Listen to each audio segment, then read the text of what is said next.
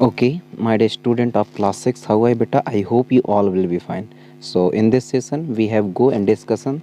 So this is the another video in the motion chapters and measure motion measurement of distance. So without any wait, let's look. Moving things around us.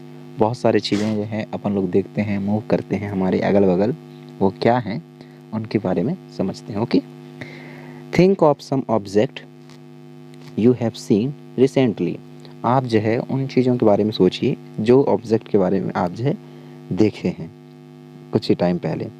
List them in table number 10.4. उनको क्या करना है बेटा? List करनी है table number 4 पर. These में include ए school bag, जिसमें शामिल हैं school bag, mosquito, a table, a people sitting on chair, people moving about you. Okay, sitting on the chair of people moving about. The first may also have a butterfly, a dog, a cow, your hands, a small baby, a fish in water, a house or a factory, a piece of stone, a horse, a ball, a bat, a moving train, a saving machines, a ball, clock or the hands of a clock. Make you list as a large you can as you can. आप जितना कर सकते हैं उतना लंबी list बनाइए चीज़ों के बारे में जो आपने कुछ देर पहले देखी हैं. Okay, which of these are moving और विच आर एट रेस्ट. अब उनको अलग अलग कैटेगरी में आप डिवाइड कर दीजिए कि कितने चीज़ें ऐसी थी जो कि मूविंग को शो कर रही थी, मूविंग बिहेवियर को शो कर रही थी, और कितने चीज़ें ऐसी थी जो कि रेस्ट पोजीशन पर थी. ओके, तो आपको इस टेबल नंबर 10.4 पे ये चीज़ें को लिखनी है.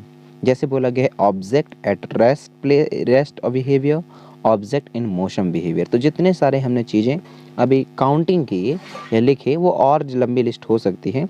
तो उसमें से कितने सारे चीज़ें ऐसी थी जो कि रेस्ट बिहेवियर शो कर रही थी और कितने सारे ऐसी चीज़ें थी जो कि मोशन के बिहेवियर को शो कर रही थी.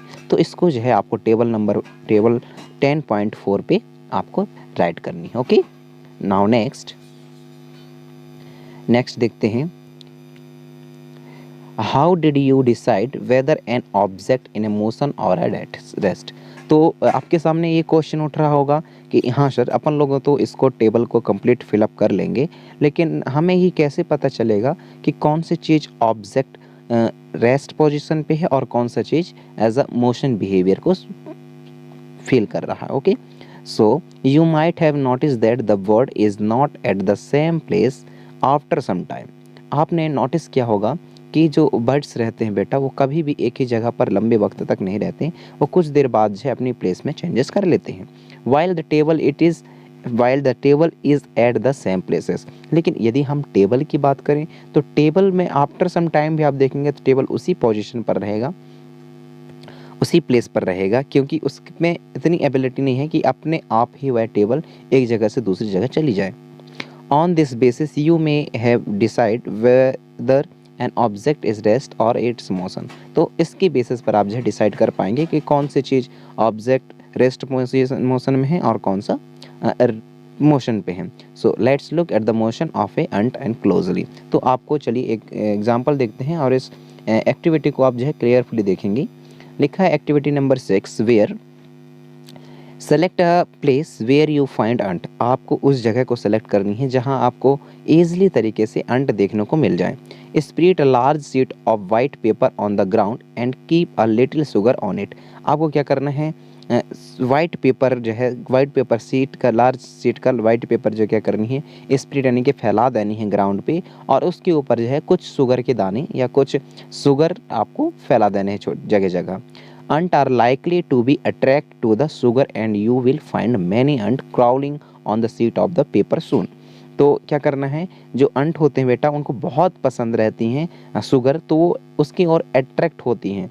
तो थोड़ी देर बाद जो है आप बहुत सारे अंट को क्राउडिंग करते हुए देख पाएंगे on the surface of sheet of the paper soon. Okay, so for any one ant, तो उसमें से केवल एक अंट को लीजिए. Try and make a small mark with a pencil near its position. तो आपको क्या करना है कि एक अंट को देखना है, देखते रहना है और जहाँ पास वह एंट थोड़ी देर के लिए स्टेबल होती हैं, खड़ी होती हैं, तो आपको उस जगह पर मार्क करनी है। ओके, सो आगे वाले वीडियो में हम और अच्छे से डिस्कशन करेंगे। For more updates, subscribe to our channel, click the show links and enjoy watching the videos.